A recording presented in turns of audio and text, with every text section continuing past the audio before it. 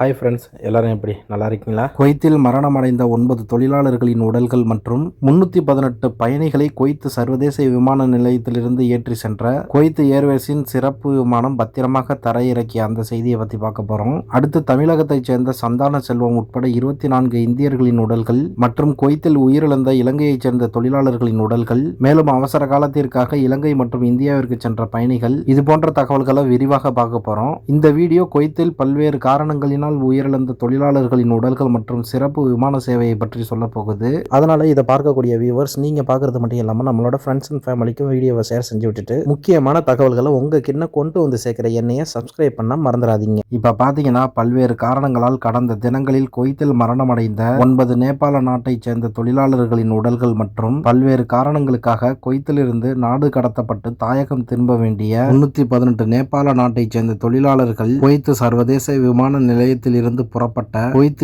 ஏர்வேஸின் 345 இருக்கைகளை கொண்ட போயிங் 777-300 என்ற சிறப்பு விமானம் நேபாளத்தின் பைரகவாவில் உள்ள கௌதம் புத்த சர்வதேச விமான நிலையத்தில் பத்திரமாக தரையிறக்கப்பட்டது. குவைத் நாட்டின் சமீபத்திய நிகழ்வுகளால் பாதிக்கப்பட்ட நேபாள நாட்டினருக்கு உதவுவதற்காக தொடர்ச்சியான முயற்சிகளின் ஒரு பகுதியாக இந்த நடவடிக்கை எடுக்கப்பட்டதாக அதிகாரிகள் விவரித்துள்ளனர். மேலும் தாயகம் அனுப்பப்பட்ட அனைவரும் வழக்கமான வருகை நடைமுறைக்கு உட்படுத்தப்படுவார்கள் என எதிர்பார்க்கப்படுகிறது. அதே சமயத்தில் இறந்தவர்களின் உடல்களை அவர்களது குடும்பத்தினரிடம் ஒப்படைப்பதற்கான ஏற்பாடுகளும் செய்யப்பட்டுள்ளது என்று கூறியுள்ளனர். குறிப்பாக நெருக்கடி காலங்களில் வெளிநாடுகளில் உள்ள தனது குடிமக்களோட பாதுகாப்பு மற்றும் நலனை உறுதி செய்வதில் நேபாள அரசாங்கம் உறுதியாக உள்ளது என்றும் நேபாள அதிகாரிகள் வெளியிட்டுள்ள அறிவிப்பில் தெரிவித்துள்ளனர். அதுபோல பார்த்தீங்கன்னா, 3 தினங்களுக்கு முன்பு உயிரிழந்த தமிழகத்தைச் சேர்ந்த சந்தான செல்வம் உட்பட 24 இந்தியர்களின் உடல்கள் 2 குவைத் ஏர்வேஸ் விமானம் மூலம் கொச்சி மற்றும் மும்பைக்கு எடுத்து செல்லப்பட்டது. அதுபோல குவைத்தில் உயிரிழந்த இலங்கையைச் சேர்ந்த ஒரு சில தொழிலாளர்களின் உடல்கள் மற்றும் அவசரகால தேவைகளுக்காக இலங்கைக்கு செல்ல வேண்டிய தொழிலாளர்கள் கொச்சிக்கு சென்ற சிறப்பு விமானத்தில் பயணத்தை மேற்கொண்டனர் என்பதும் இங்கு குறிப்பிடத்தக்கது. இப்ப பாத்தீங்கன்னா, பல்வேறு காரணங்களால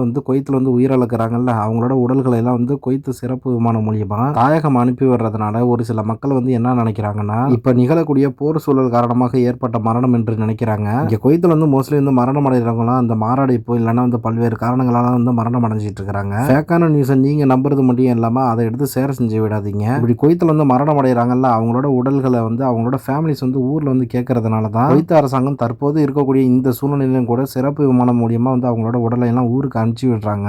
நீங்க பாராட்டலைனாலும் கூட பரவாயில்ல, ஆனா பொய்யான தகவல்களை தயவு செஞ்சு பரப்பாதீங்க. நான் பல வீடியோக்கள்ல சொல்லிட்டேன், குவைத் அரசாங்கம் இங்க இருக்கக்கூடிய தொழிலாளர்கள் மற்றும் பொதுமக்களுக்கு பாதுகாப்பு பலமான முறையில தான் கொடுத்துக்கிட்டு இருக்கிறாங்க. அதனால பொய்யான தகவல்களை பரப்பி இங்க இருக்கக்கூடிய தொழிலாளர்களுக்கு யாரும் பயத்தை ஏற்படுத்த வேணாம். மேலும் இது போன்ற முக்கியமான தகவல்களை நீங்கள் உடனுக்குடன் தெரிந்து கொள்ள நம்மளை சப்ஸ்கிரைப் பண்ணி ஃபாலோ பண்ண மறந்துடாதீங்க. See you நண்பா.